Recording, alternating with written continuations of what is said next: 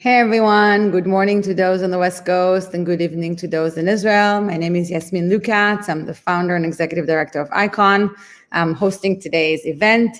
Just a few words about Icon for those who don't know. What we are is a paid forward community, a nonprofit based in Silicon Valley with a mission to help people that have Israeli tech in their hearts. Through different programs, different events. We try to create opportunity for investors, corporate executives, and Israeli amazing tech entrepreneurs. And one of those opportunities is actually today. We're hosting a great discussion about marketing. We're going to have Yaniv and Denise join us and present themselves in a second. We're excited to have you. This is a live-only event, so this is not recorded and will not be released later. So this is your chance to participate. Don't think you can watch it later. If you want to ask questions, go ahead and ask them. So the stage is yours, Denise and Yaniv. Goodbye. Hey, thank you, Yasmin. Wonderful. Hello, everyone. I'm very excited to be here and obviously hosting Denise, who had contributed from her precious time for this hour. So Denise, thank you very much. We're going to start. So the session today is about the go-to-market journey from startup to IPO. Many companies usually talk about product roadmap, but not a lot are talking about go-to-market roadmap and how you scale and build go-to-market for the long run from a small company to a huge one. We'll start with a brief line of introductions, myself and Denise, and then we're going to talk about three things, high level. Feel free to interact, comment, and ask questions while we're talking. I promise I'll try to pick and choose at least most of them and have Denise answer. The first topic will be from scale up to IPO, talking a bit about how the go-to-market journey of Snowflake went through. Then go-to-market as a differentiator. How can you use the go-to-market movement to differentiate yourself from your competitors, not only your product? And third is more about building a category and an ecosystem of partners to support your go-to-market. So without further ado, I'll pass it to Denise to briefly introduce herself, and then we will start. Denise, floor is yours. Yeah, thanks, Denise, and great to be here with the Icon community this morning and this evening soon in Israel. So, yeah, my name is Denise Persson. I'm currently the CMO at Snowflake. I've been here for about 5 years now. I've been in tech though since the mid-90s. So I think I'm going on 26 years in tech marketing specifically. I have an accent. It's a Swedish accent, if you're wondering where it's from. So I grew up in Sweden, started my career in tech in Sweden in the 90s at a French company called Genesis. Spent 12 years with that company, moved to France. I worked in France for the company, led their global marketing team, ended up in the US here with them in Silicon Valley in 2002. So I've been here in the US now for nearly 20 years. After Genesis, I joined a company called On24, which is one of the leading webcasting companies today. They also just went public quite recently back in February. So I spent 5 years with On24. I'm one of their board members today. After On24, I spent 2.5 years with Apogee as their CMO, and we also took them public in 2014. Exactly, and I stayed 2015 exactly, and I left them 2016 to join Snowflake. So that's a little bit about my background. I've been primarily in startups, 4 startups in the past 26 years, and they actually all ended up going IPO as well. Perfect. Thank you very much, Denise. Quickly about myself, my name is Yaniv Bar-Dayan. I'm the CEO and co-founder of Vulcan Cyber. Almost 7 years in different go-to-market roles before starting Vulcan, spent some time as an account executive and regional director, and then moved to the marketing side, focusing mainly on demand generation, go-to-market as well. So without further ado, I'd love to jump into the first topic. Denise, so you have joined Snowflake at 2016, right after its 79 million C round. Now, a round of that size is practically a company-changing round, especially considering the previous rounds that Snowflake had done. Can you tell us a bit about your first couple of months? How did you examine priorities, understand what the business needs, and start actually building the marketing operation for the company? Yeah.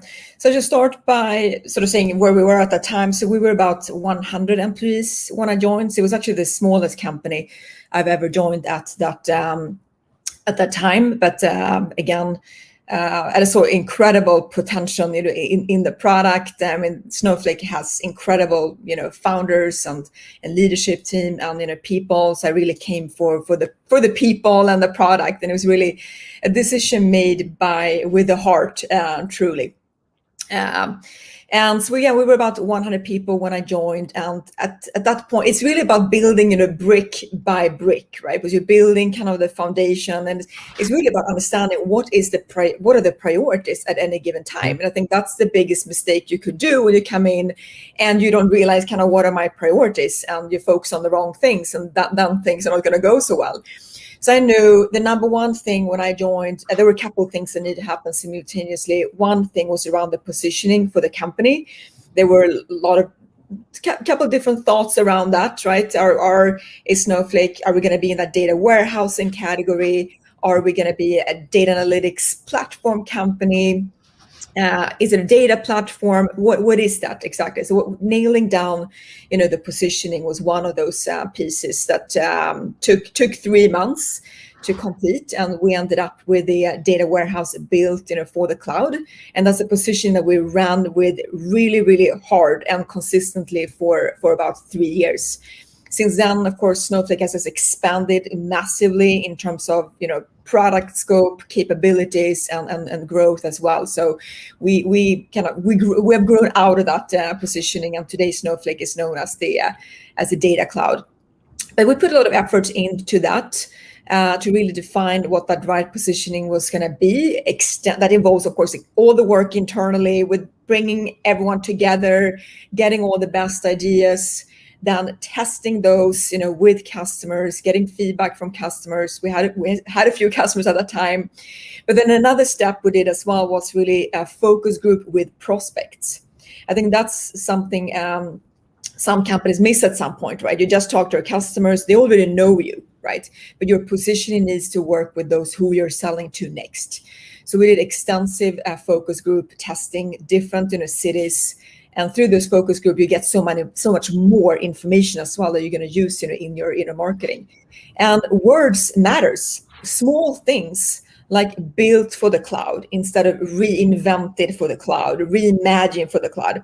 People are just tired of all those marketing jargons, reinvented, reimagined. People don't even know they don't mean that much.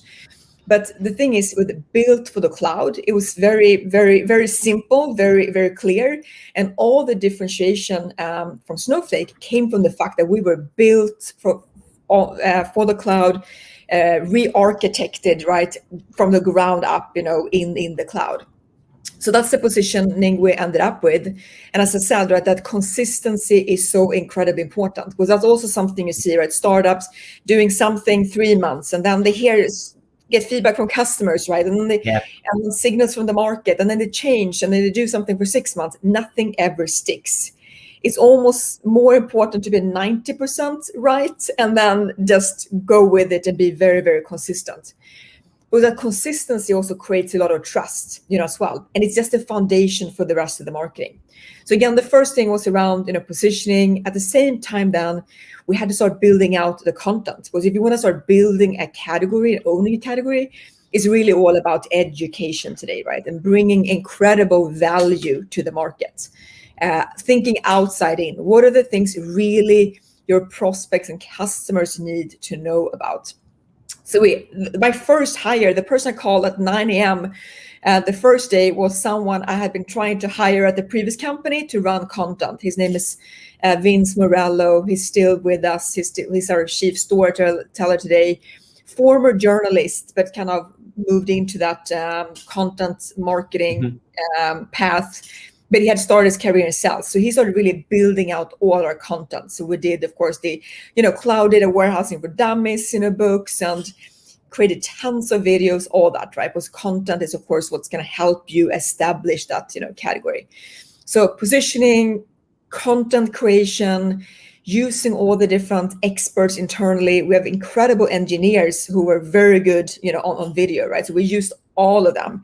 they essentially got, an objective that they need to help us, with a video, once a month or once a quarter, etc.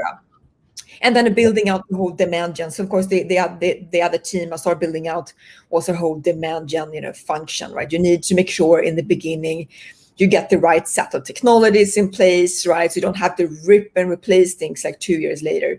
So it's really about building that out, building out the foundation of your demand gen program using that content. Denise, it's actually very interesting. As a startup founder, looking at our marketing journey, and also as a go-to-market person myself, I often see a lot of marketing executives on their first day stumbling upon this urgent need to generate leads. And many times when you talk about priorities, this positioning anchor, which I fully agree that is so important strategically and for the long run, could be pushed aside by management sometimes, by investors, by the pressure of just delivering the results on the revenue. When you look at this, the challenge you probably had in balancing the demand from the business versus these 3 to 4 months that you just needed to get the words right, get the positioning right, understand what to say and how to say. How did you manage that as an executive? How did you manage that with the CEO? How did you manage that with the board? Yeah, no, again, and actually you need to be able to do a few things simultaneously. It's not that you can say, okay, I'm going to spend 6 months here on positioning and wait on everything demand. You need to get things kind of going at the same time. So, and build really kind of the relationship, with the sales, organization, the most important relationship I have with Snowflake is with our CRO, right? Chris Degnan. He was the first rep with the company, and he's the CRO of the company today. He has an organization with more than 1,000 people today, and he closed the first deals with the company. So it's really about building, of course, a relationship, with him and tell him what the plan is, right? This is the plan. So he kind of, so I get the kind of the confidence, from him that we're going to make this, work. But again, demand, it's also building blocks, right? You can't do everything at the same, time. So it's just building kind of, the foundation, right? It's making sure that all the mechanics works, right? How is this going to work when the leads come in, and the process with your SDR team? Because it could be that your marketing demand gen function is working great, but if that step with the SDR team or doesn't work, and the handover to the sales organization, is really building out the whole mechanics on that.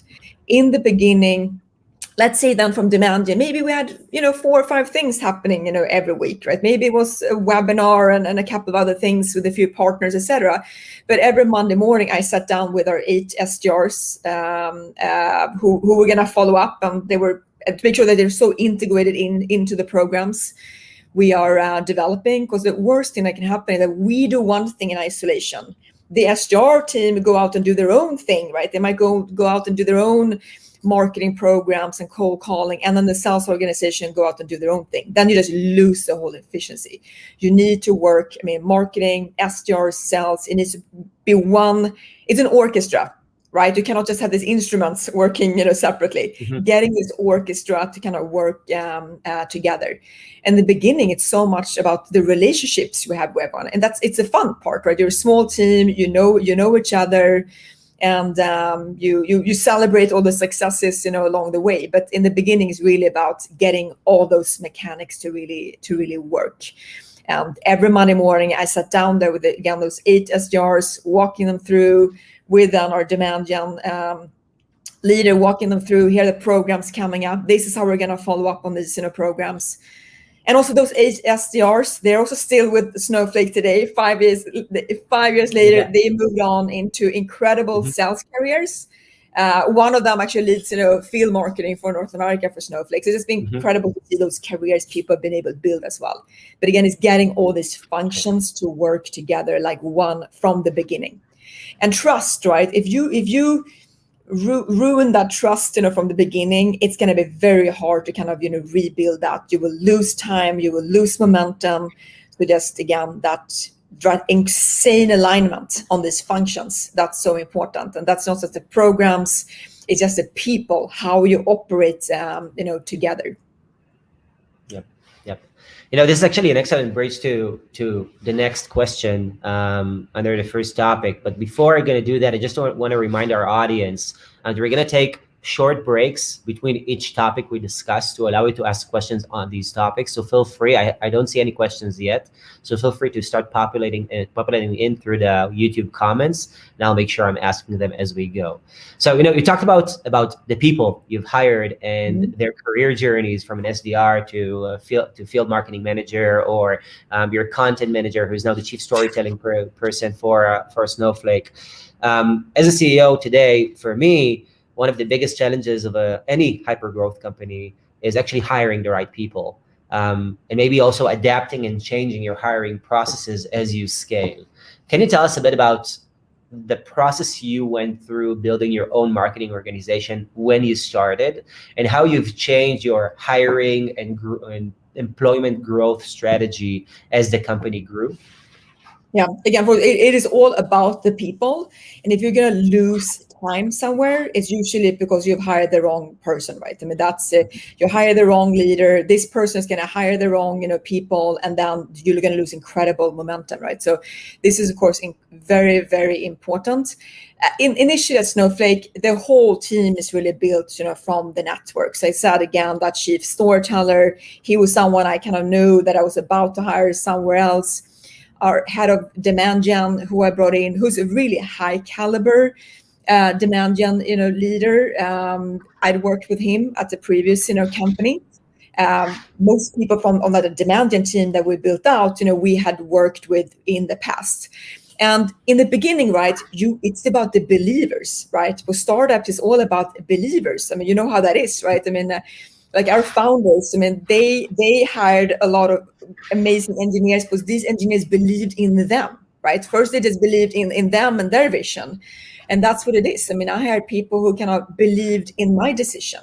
Also, when I looked at the people who worked at Snowflake, it was like our CEO at that time, Bob Muglia, right? He was one of the top executives at Microsoft, had been there for over 20 years. And I was like, okay, if Bob Muglia is here, I got to be here too. And it's very much like, it's about believing, right? So I believed so much in those people that were there. And then I hired people who also believed in those people and believed in me as well. So you also need to hire leaders, right, that have followers too. So our head of demand gen, he has a following in the industry. People see him as, okay, I'm going to learn a lot, right, from Lars, Christensen.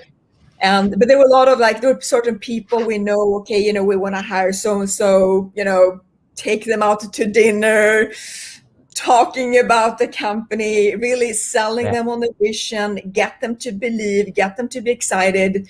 So it was a lot of that in the beginning. It's interesting.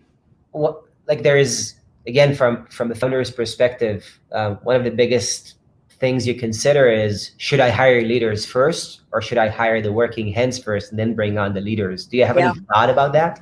Yeah. Or any preference and recommendation to the people around and what they should do?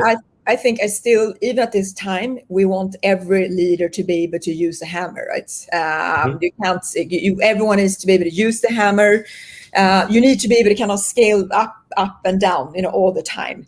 And I think also those leaders who knows how to use the hammer, they're gonna get the most respect, right, from the team, right? It's like Chris Degnan, right? I mean, he has closed more deals at Snowflake than anyone else, right? He's been able to scale incredibly, right? With the company. So I think you always at this point, I like people who knows how to both think strategically and be able to put those ideas into action. It doesn't matter what a great strategy you have. The strategy is only as great as the execution and putting this into action.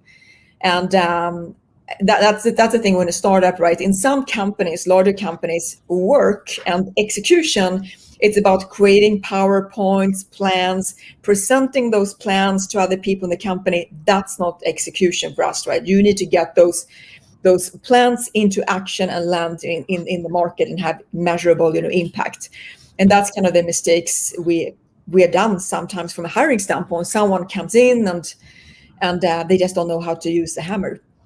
So again, I still today want people who can use the hammer. And if I look at all my leaders today, they can scale kind of up and down between those. So ideally, again, right, you want, if you can, of course, as experienced people as you can, that can actually execute as well, right? Those are the people you want.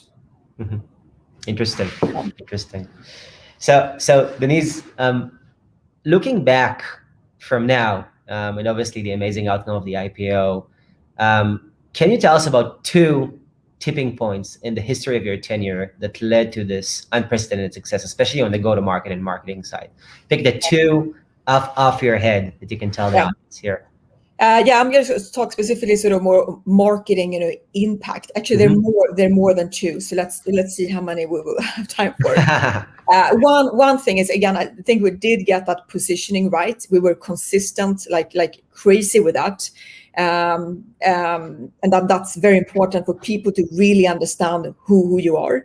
You need also, I think we're going to talk a little bit more about positioning and category creation later, but you need a position that people immediately get. And I think that's sometimes also a mistake that startups can do. They come up with this new category that's going to take you 30 minutes to explain, but you don't have 30 minutes. You only have maybe 30 seconds. So people, right, when you're new startup, people need to be able to kind of, frame you somewhere, right? Okay, are they this or that, or where are they? So you need a category sort of within a bigger category that people really understand. And then it needs to be kind of relevant and unique and all those things. So positioning, was of course important. Another important thing was around the partner ecosystem around Snowflake as well. And we had a great partnership with our sales and partner team on that, who really focused on that quite early on. And if you look at the most successful technology companies, right, on the planet, those were the largest partner ecosystems. So you need to be able to kind of create that kind of ecosystem, around you. Of partners, right? And every customer is also looking for a complete solution, right? They want to understand, okay, in Snowflake's case, okay, how do I most effectively get my data into Snowflake, right? So all those ETL companies were very important to us. And then of course, how do I consume data from Snowflake? And then we have all the BI companies. So all those partnerships were so important from a go-to-market standpoint. And essentially from a marketing standpoint, almost all of our marketing programs were executed with those partners. So essentially, we got 3 times the reach. If we did a program with 2 partners, right, an ETL and a BI company, we got 3 times the reach at 1/3 of the cost. So incredibly just effective. If we got it alone, it would just take us more time, it would cost more money, and also from a brand credibility standpoint, we were then kind of leaning up against those more credible, well-known brands. So Tableau was a very important partner from that standpoint of us. Another one, the biggest one, was clearly AWS. Snowflake is built on AWS, and AWS were always we're always there with us. I mean, they've been an incredible partner from the beginning, and they were so important from that credibility standpoint, because we were asking customers to put their most important asset they have, their data, into Snowflake, right? So that takes a lot of trust. And the fact that we were built on AWS, there was a lot of trust, of course, in the AWS brand, that helped us too. So we were leaning up against those brands. Every event we did, right? AWS was there, their logo was there right next to us, and that helped us with that credibility that you need in the beginning, right? So we talked about partners, we talked positioning, but also customers, right? We put customers, at the front and center of all our marketing, and that created that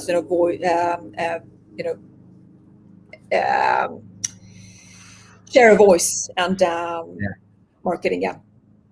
Yep. Thank you. So I see that there are a couple of questions that are starting to pop up. I will ask the crowd, when you ask questions, just briefly also write which company you're from or what do you do, so we can share it also with Denise and the audience. But the first one is Amir Offek's question. He asks, in hindsight, to align better to IPO, what would you do better? I think sort of in Snowflake's case, we just have been executing so incredibly well, right? I mean, I think that's also why the company's been so successful. All functions within Snowflake are so incredibly aligned, right? Every function works great. We have, of course, an incredible, product. I mean, the customers think that the product is magic, right? That they can't believe that it does what it does. That's the kind of experience we provide from a product standpoint. But it's not only for the product standpoint; it's a whole experience, right? That customers have, with Snowflake. I can't say that there's anything we could have done better in this case. I think Snowflake is one of those examples where things align, right? The product to the product, the TAM of the market, and it was a perfect timing as well from a more of a market sort of. We're ready, to bring the data into the cloud. Yeah.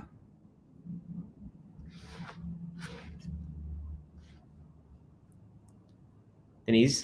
Yes, I'm here. I can hear you. Yes. Yeah, I see a question from Gal here as well. Yeah. Around customer marketing. Yep, exactly. Okay, so when should a company not only focus on demand generation, but also market to install base? Definitely very important, especially and we'll talk about that later about, the business model. I mean, we have a consumption usage-based, model. And, we of course make money when our customers use the product and when our customers are successful with the product. So I think what I love with this model is that it's really shared success, right, with the customer. If the customer is successful, Snowflake is successful.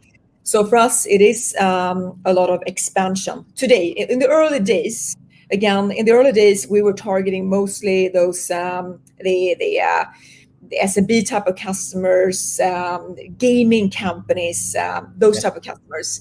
And today, of course, we are in the largest enterprises in the world. And then it's, of course, a lot about expansion. It's about expanding into new workloads, new departments. So I think it really depends on, again, the customer segments you're in the beginning.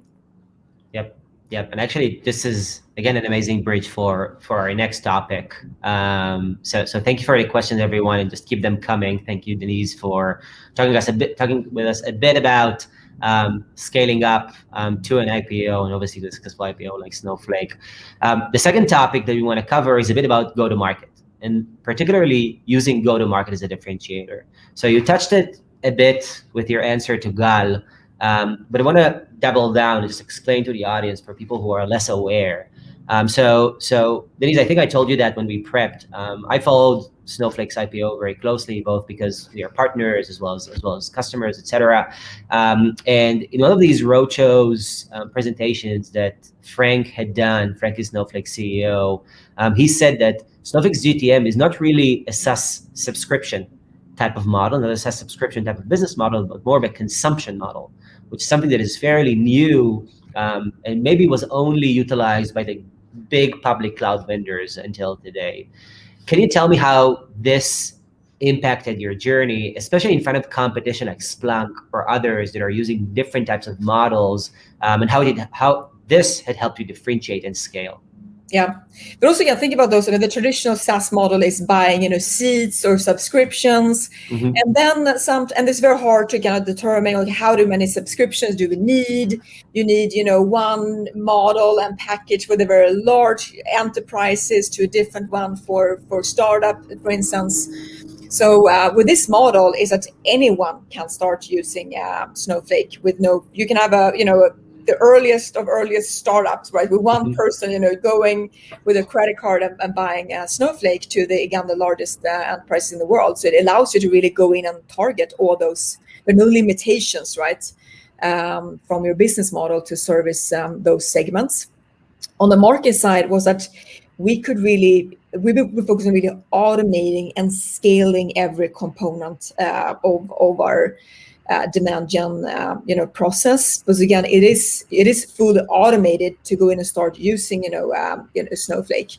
So we looked at everything from, of course, the traditional things you're doing, your live demos and all of that, but we also do everything like from our hands-on labs. We're doing those kind of virtual now, and we have thousands of those attending every week.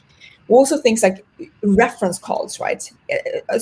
We probably have many startups here on the call. You're going to get crushed. That's going to be very important in the beginning, right? Your prospect is going to want to talk to other customers. That becomes very time-consuming process to manage, right? So we've automated that as well. So every week we have a reference call where we also have hundreds of people, connecting, like this, and they can ask, our customers any type of questions. It's not one of the scripted webinars. It's really about ask this customer anything you want. So it's just been creating incredible scale and automation, again, from that usage model to how we onboard customers and everything. So it's and that of course helped with the incredibly fast growth we had, is the fact that there's no frictions in getting started, and we have a shared success with the customer as well. Did it require a different set of go-to-market team people, maybe on the account executive side or on the marketing side? The fact that it's more of a land and expand type of sale. You have to follow through with the customer, understand the customer's problems better, target them to implement certain use cases. How did this influence your strategy and your operation? Yeah, with that, again, it's most of our customers are implemented by a partner. So that comes back to that partner ecosystem, right? Because if you gonna need, again, a customer success team and people involved with every customer to scale that you're gonna run into major scale issues, right? But you're not gonna find those people to do that, and it's gonna cost you too much as well. So, I mean, all our customers are implemented through a partner. Coming back to that, you need to find scale in the process all the time, right? In the beginning, we used to talk about the hamsters, right? Even to set up accounts in the beginning, right? There were people who had to go in and do that. Our free trials were kind of manual, all that, right? They were the hamsters, as we talked about.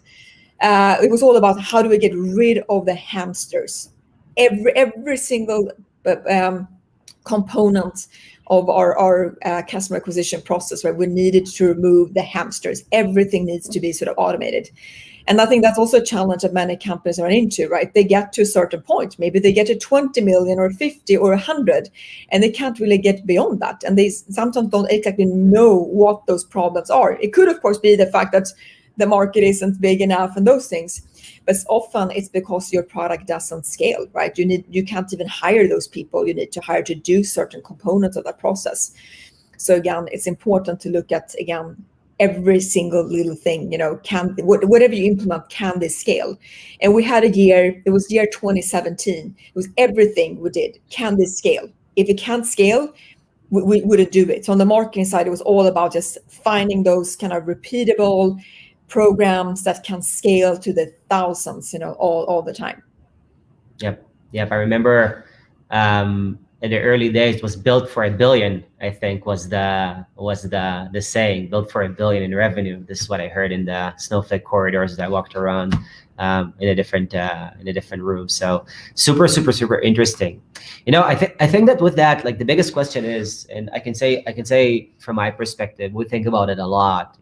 It's very easy to go and think about how you differentiate yourselves from a feature set perspective, like working on how can you find a certain feature of a competitor here, how can you build up a better value proposition, a more scalable value proposition there.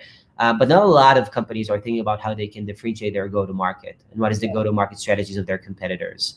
When you look at what you have done and what Snowflake had done, especially versus the competition, what would you recommend young startups to do in order to judge what type of go-to-market movement is right for them, how well differentiated it is, and eventually how should they execute upon it? Yeah. But first, from a customer perspective, it is a total experience, right? You can have an incredible product, but your billing sucks, right? Your billing sucks, and the billing causes a problem, on the customer side with their procurement or finance department, and you could lose deals on that. It is a total experience. And you also need to know then what are all those pieces that matters the most to the customer, right? So you don't lose on those things. One thing as well is that many companies say, okay, we're a sales-driven company. We are a technology-driven company or engineering-driven or market-driven. You need to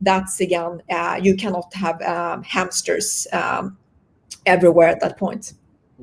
I think I can share personally from my experience. I think these hamsters, so they're always the next phase of scale that you need to face. Like if you have 1,000 customers, you need to scale to 10,000. You have 10,000, you want to scale to 100,000. So these hamsters might be, replaced with machines, but the machines that are facing scaling issues. And I can say that at least for us, one of the things that worked and are still working very successfully is just throwing things out there and see how they behave and understand. Because when you go in and you step into especially a go-to-market type of assumption, there are so many things that are in the realm of the unknown. And you have a lot of arguments that you argue for yourself. And, as founders, we always have this certain tunnel vision where we think we understand things very well. But in many cases, reality is different than what we think. So I think that the concept is don't be afraid to throw things out. Don't be afraid to not scale, but have a plan. Have a plan to how you're going to replace these hamsters. Have a plan on how you're going to build this up. And when you build it, when you already understand, when you've collected enough data, mark this North Star, this next point where you're going to pause, ask yourself again, what is my next phase of scale? And then rebuild again and build for this North Star. Don't build lower, don't build higher. Just be very, very, very precise on your plan.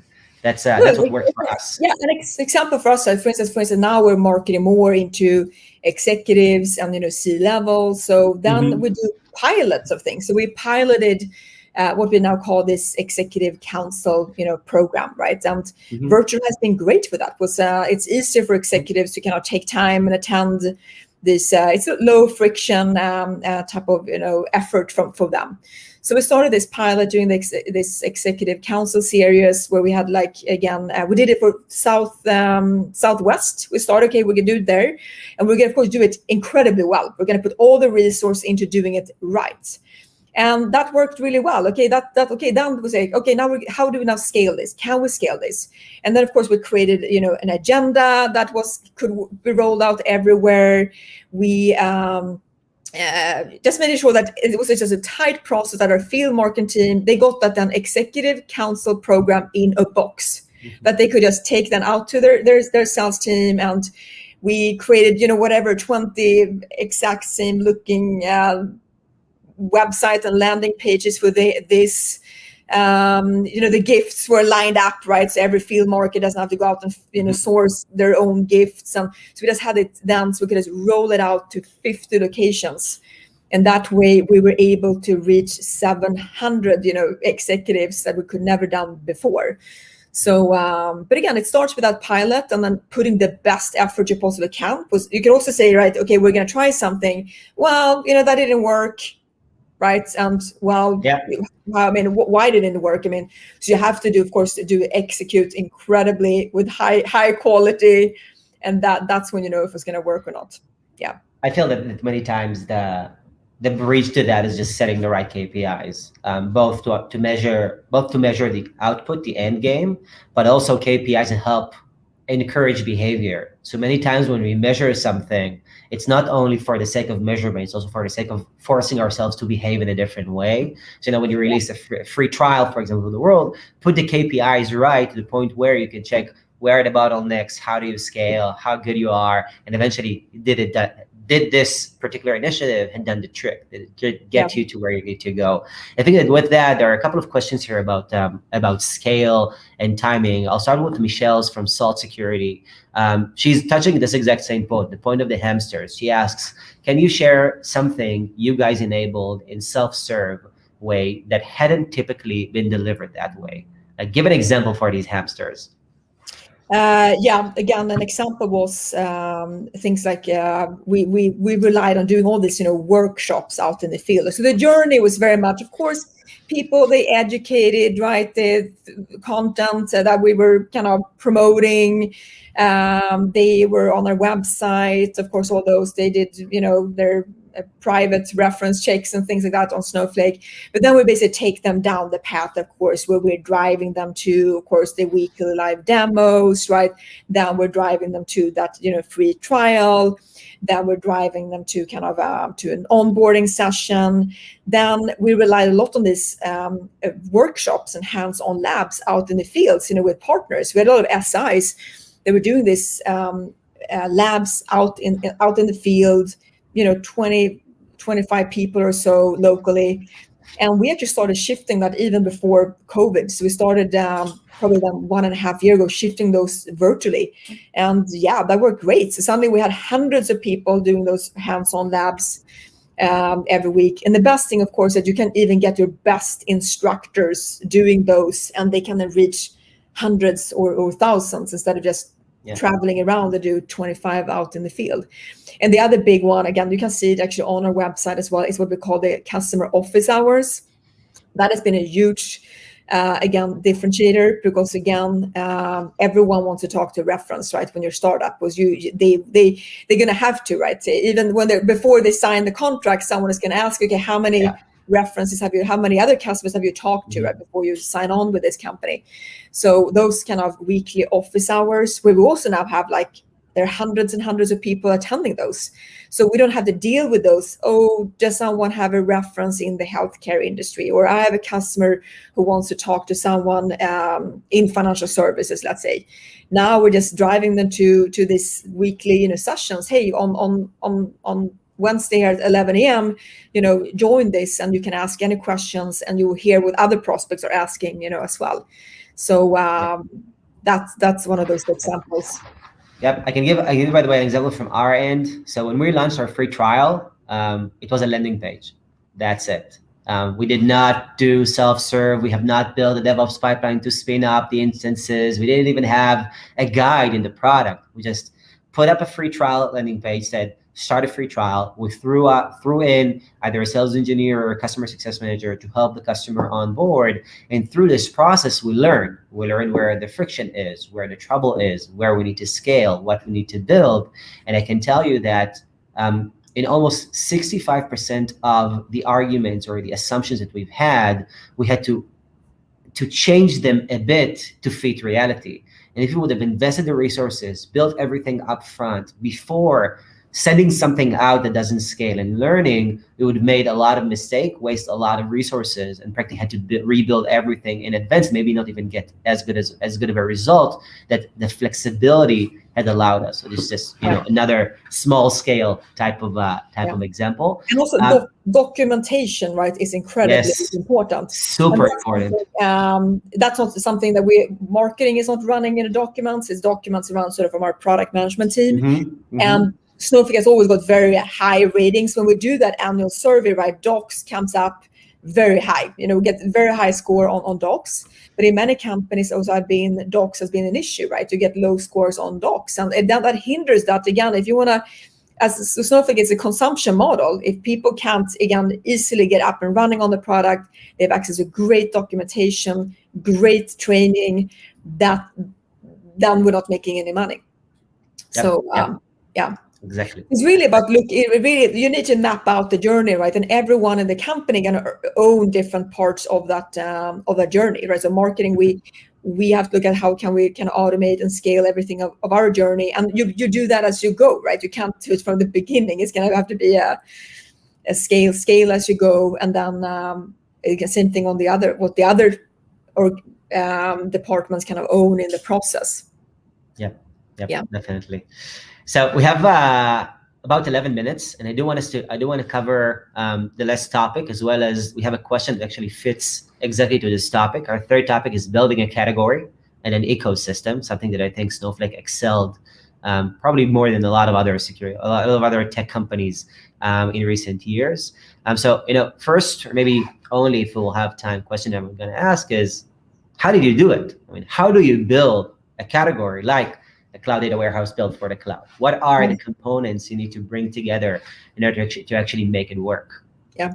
Well, first of all, it's not also something that's marketing comes in and just creates a category. I mean, as a founder and the product, right? It starts from the beginning, right? I mean, as a founder, you there's a problem, right? You are set to solve, right? And ideally, you want that to be a big problem too, right? But that's going to be your time.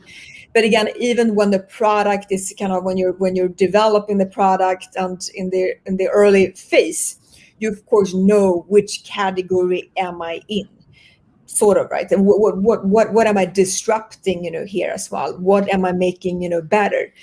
But that is, of course, as I mentioned earlier, it's important to kind of be in a category that people in a bigger category that people can sort of, they can frame you, they can understand what are you, what are you not. Because again, sometimes and those mistakes happen too, and I'm guilty of all these mistakes. I've done I've done I've been a part of all those mistakes happening. Is that you come up with a category again that people don't really understand, or you're claiming something that is not really credible, right? If you go out and talk about that you are this, again, a data platform or something, where you're just a startup, it's not going to be a credible positioning either. It needs to have some credibility to it. You need to be in a market, again, that people kind of understand. And then it's about, okay, what is your unique differentiation in this market? Is this unique differentiation then from a marketing standpoint, is it relevant, right? Is it really unique to you as well?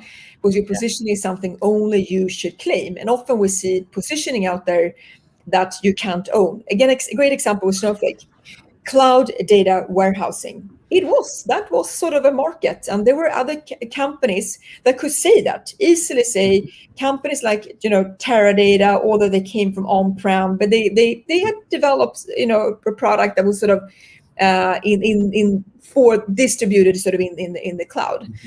So they could say that they're a cloud data warehousing company. There were others who could that too. So if we just said cloud data warehousing, it wouldn't be unique.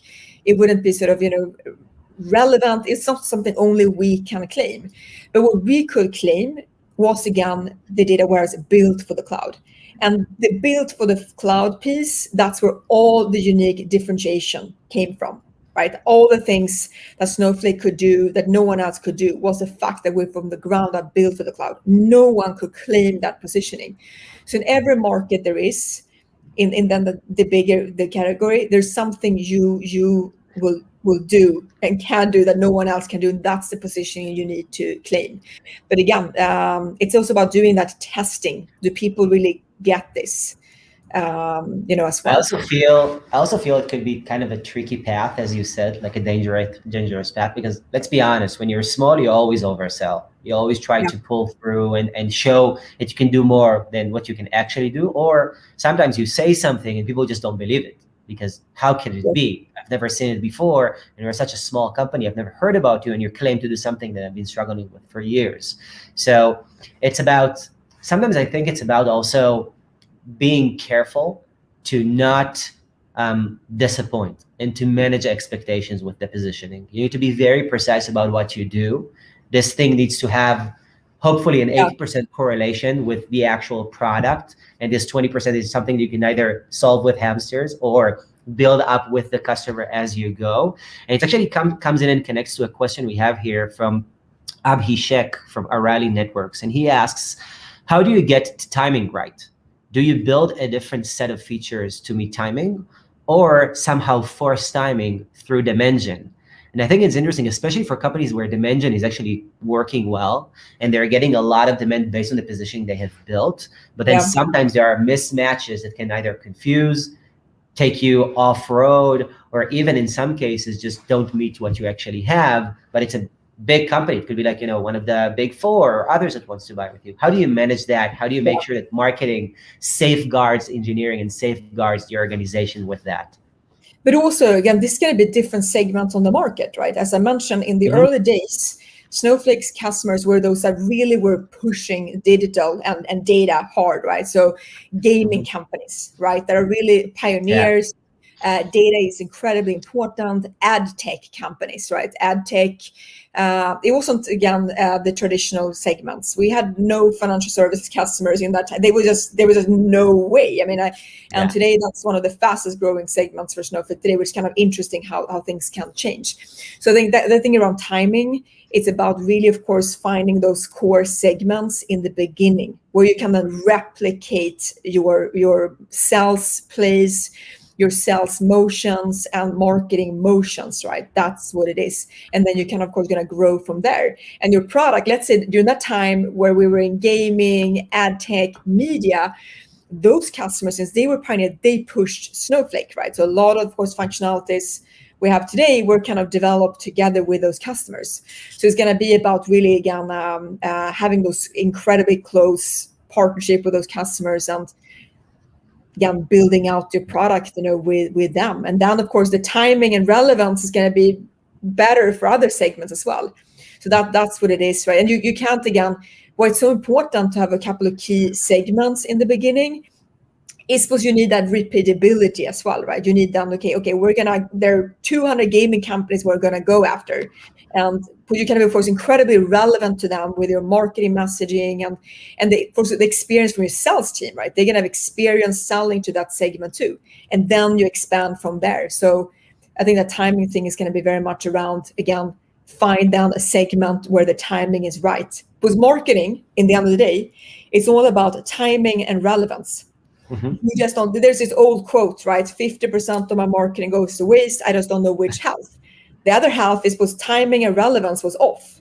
And now today, that's also what data can help you so much with today, right? You know more and more where you're relevant and where the timing is right. That's how you're going to get the best yield out of your marketing, right? And sales. Yeah. Focusing on that right timing segments. And in the early days, you're trying out different things. You're going to see where you stick, right? I mean, in the beginning. Yeah, amazing. So we have 3.5 minutes before Yasmin is kicking us out of here. So I'll use them to take one last question and ask, from your perspective, what is the one single most important tip for companies working to build a new category?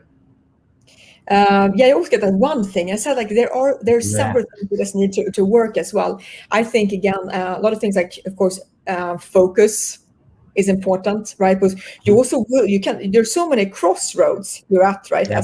As a startup, and you're probably going through that where, okay, are we going to go in this direction? Should we invest? Where are you going to invest on the product side? Right? Maybe there's a big demand from some customer. Okay, if we're going to do all that for that go in that direction, we won't be able to do these other things, right? So it's all about that focus and priorities and making those right decisions, right, in terms of your priorities.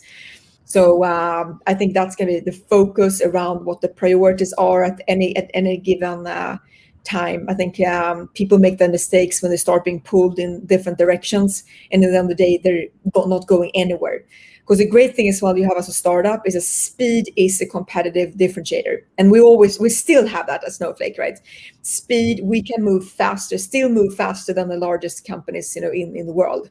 And you want to leverage whatever kind of strength you have, and speed is that.